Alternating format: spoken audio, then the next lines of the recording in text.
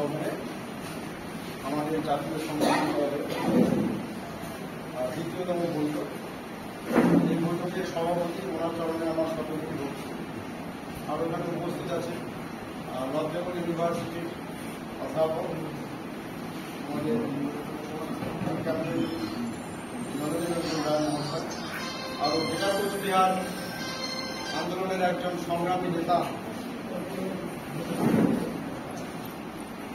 যার কথা একটা সময় তথা অন্যতম নাম ছিল এক লিডার, যার নাম ফণীন্দ্রনাথ বর্মন, তিনি এখানে উপস্থিত আছেন।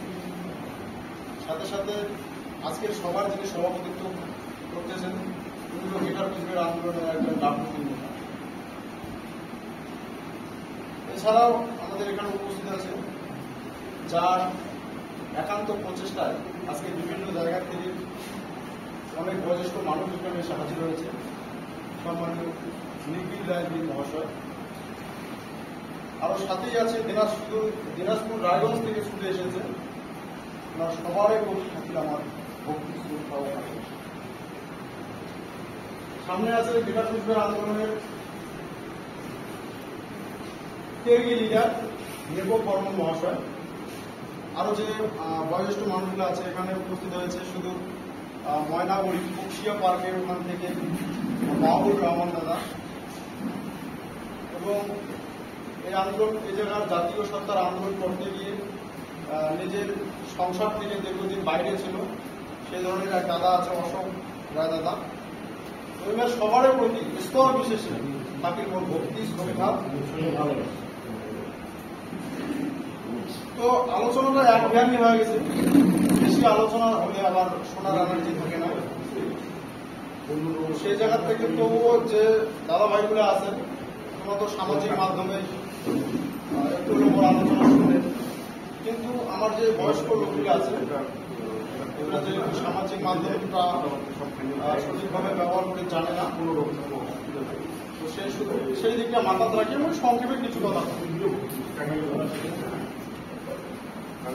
বিষয়টা হচ্ছে আমি সবার উদ্দেশ্যে করি, গ্রহ না হয়ে নক্ষত্র হওয়া হবে। তাহলে কি গ্রহ না হয়ে আমার নক্ষত্র হওয়া হবে, যাতে আমার নিজস্ব আলো এবং উত্তাপ থাকে। মানে বিষয়টা খুলি বলে এমন সামাজিক সংগঠন না করিয়া রাজনৈতিক ময়দানে আমার আছে। ওই গতদিনের মিটিং এ এই হলতেই কইলাম যে আমার এই জায়গার অনেক বড় বড় নেতার মুখের বুলি আমার ভবিষ্যৎ প্রজন্ম কোনো আশার আলো দেখের পাওয়া ধরে নাই। সেই জায়গার থাকি বা সেই ভাবনা চিন্তা থাকিয়াই কিন্তু আমরা জাতীয় সম্প্রীতি দল গঠন করতে বাধ্য হচ্ছি। মানে এক কথায় এই জাতীয় সম্প্রীতি দলের ছত্রছায়া থাকিয়া আমরা রাজনৈতিক ময়দানও পা রাখব। সাথে সাথে আমার এটাও মনে রাখা থাকবে এই রাজনৈতিক ময়দান অসংখ্য প্রতিযোগী দিয়ে ভরপুর। তাই সমস্ত প্রতিদ্বন্দ্বীকে পিছনে ফেলে আমার এই জাতীয় সম্প্রীতি দলকে এগিয়ে নিয়ে যেতে হবে। আর তার জন্য আমাদের দূরদর্শী রাজনৈতিক লিডার হতে হবে। সেই নেতাই দূরদর্শী যিনি ভবিষ্যৎকে দেখতে পান, বিশ্লেষণ করতে পারেন এবং ফলাফল অর্জনের জন্য লক্ষ্য স্থির করতে পারেন।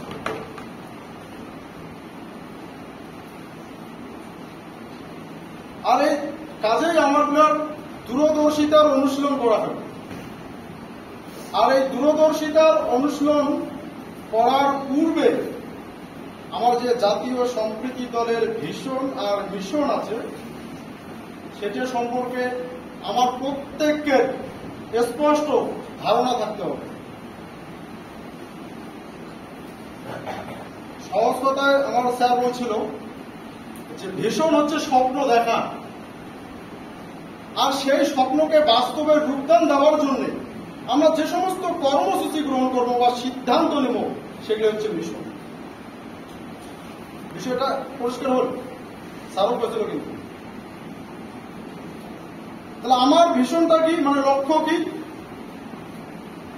একটা তো লিখিত লক্ষ্য আমার আছেই সংবিধানে, সাথে সাথে এমন কতগুলো বিষয় থাকবে যেগুলো এই মুহূর্তে আমার লিখিত রূপদান নাই।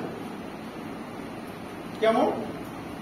আপাতত সারা ভারতবর্ষ না, আপাতত আমার এই জাতীয় সম্প্রীতির দলের ভিশনটাই হচ্ছে উত্তরের মাটির যে রাজনৈতিক অবস্থান, যে রাজনৈতিক ক্ষমতার জায়গা, সেই জায়গায় স্বমহিমায় আমার এই জাতীয় সম্প্রীতির দল প্রতিষ্ঠিত করা।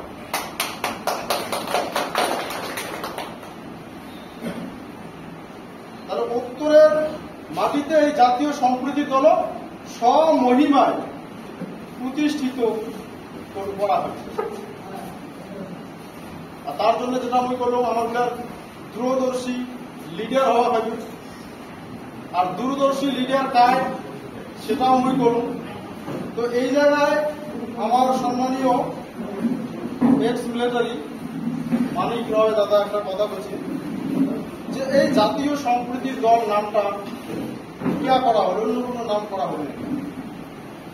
তো সেটাই আমি স্মরণ করে বলি যে আমার এই জায়গাটা না ভাতৃ সম্প্রীতির মিলন ভূমি। আজকে ভারতবর্ষের বিভিন্ন প্রান্ত সাম্প্রদায়িক দাঙ্গা হাঙ্গামা হচ্ছে, রাজস্থান, মুম্বাই, গুজরাট, মুরাদাবাদ। কিন্তু কুচবিহার একমাত্র ব্যতিক্রম জায়গা যে জায়গায় কোনোদিনও সাম্প্রদায়িক দাঙ্গা হাঙ্গামা হয় নাই।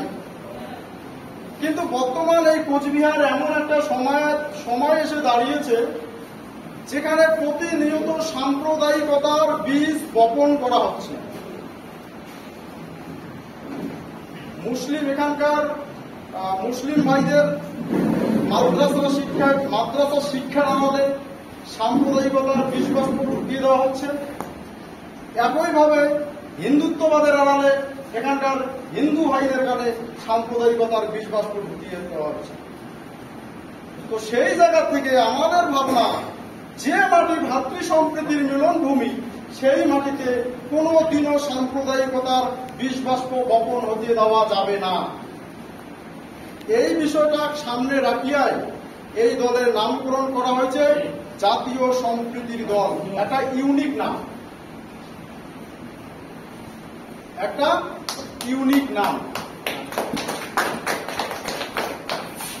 তো সময় সংকীর্ণ, অনেক কিছু আলোচনা করার ছিল। তারপরে আমি কই যে এই মুহূর্তে আমার সংক্ষেপে কম, এই মুহূর্তে আমার এই দলটা অগ্রগতি লাভ করার জন্য আমার যে সমস্ত করণীয়, দুইটা পয়েন্ট আমি তুলে ধরো যে আমরা যারা নেতৃত্ব দেব তাদের উত্তম চরিত্রের অধিকারী হওয়া হবে। বিভিন্নভাবে আমার এই চিন্তা ভাবনাগুলো মানুষের কাছে পৌঁছে দেওয়া হবে। তার জন্য সামাজিক মাধ্যম একটা আছে, যুব সমাজ আমরা ব্যবহার করব, এবং ডোর টু ডোর মানুষের কাছে আমার পৌঁছাবে। আর যেটা অর্থের ব্যাপারটা, এটা আমরা অলরেডি শুরু করে দিয়েছি। এবং এতদিন একটা বদনাম দেয় এই জায়গার বিভিন্ন লিডারগুলা যে এখানকার শিক্ষিত সমাজ এই আন্দোলনগুলোর পাশে আসে না। আর আসে না কে? কারণ নিজেকে জিজ্ঞেস করা হবে। তো সেই জায়গা থাকিয়া এই সামাজিক মাধ্যমের বিভিন্ন ধরনের ভিডিও ক্লিপের মধ্য দিয়া এমন একটা জায়গায় আমরা পৌঁছে গেছি, যার দরুন আজকে আমরা এখানে আমার সমাজের একজন সম্মানীয় ব্যক্তি ক্যাপ্টেন রণনীরঞ্জন রায় মহাশয় আমরা পাচ্ছি, নর্থ বেঙ্গল ইউনিভার্সিটির অধ্যাপক পাচ্ছি, শিক্ষক সঞ্জিত রায় মহাশয় পাচ্ছি। এরকম আরো অনেক শিক্ষক আছে, যেমন বুদ্ধদেব প্রামাণিক, মনেশ্বর, কমলকান্তি রায়, পরিতোষ বর্মন, অনেক মিহির অধিকারী, অনেকেই আছে যারা আসতে পারেনি। তারা যদি রাজনৈতিকভাবে এইভাবে দলের হয়ে কাজ করতে না পারে, তারা অর্থ দিয়ে সহযোগিতার হাত বাড়িয়ে দেবে এবং সব সময় পাশে থাকার বার্তা দিয়েছে। এদিক দিয়ে নিশ্চিত, মানে এটা তোমার ধরি না, এতদিন থাকি এই জায়গা বিভিন্ন লিডারের ঘর যেটা করির পায় নাই সেটি আমরা করি দেখাবো, আর সেটার পূর্বাভাস এই অল্প সময়ের মধ্যেই আমরা দেখা গেছি। আজকে কোচবিহারে মিটিং করছি তো, যদিও আশির পায় না, যেমন আমার ময়নাগুড়ি থেকে আমার অশোক দা আসছে ভোটপট্টি থেকে, তোমরা একটা বৃহৎ একটা চেন আছে, সেটাও আমার এই দলের সাথে সামিল হবে। এবং বর্তমান যে বিজেপির যে অবস্থা, এক সপ্তাহের মধ্যে আমার সাথে বসবে। বিজেপির একটা যুব যে সংগঠন ছিল, সেই সংগঠন আমার সাথে সামিল হবে, স্পষ্ট বার্তা দিয়ে দিচ্ছে। এবং আরো এখানে দার্জিলিং আছে, তোমরা আমার সাথে খুব শীঘ্রই বসিত হচ্ছে। কারণ এই যে লিডার গুলা ইমের সম্ভব আর মানুষ খাবার পড়ে নেই। সারা বছর জাতীয় সত্তার আন্দোলন, তারপরে নাই। আজকে গত 22 তারিখ মোর বাড়ির কিন্তু অতর্কিতভাবে হামলা হয়, হামলার পরে বংশীবন্ধের অনুগমন করে। সেটা কেয়া করে এই যে সমালোচনা করা হয়েছে, আর এই সমালোচনাটা এটা যে বয়োজ্যেষ্ঠ মানুষগুলো আছে, তোমার উদ্দেশ্যও করবো। আমার গুলোর মধ্যে তো একটা ভুল ধারণা আমার গুলোর ভিতরে গাতিয়েছে।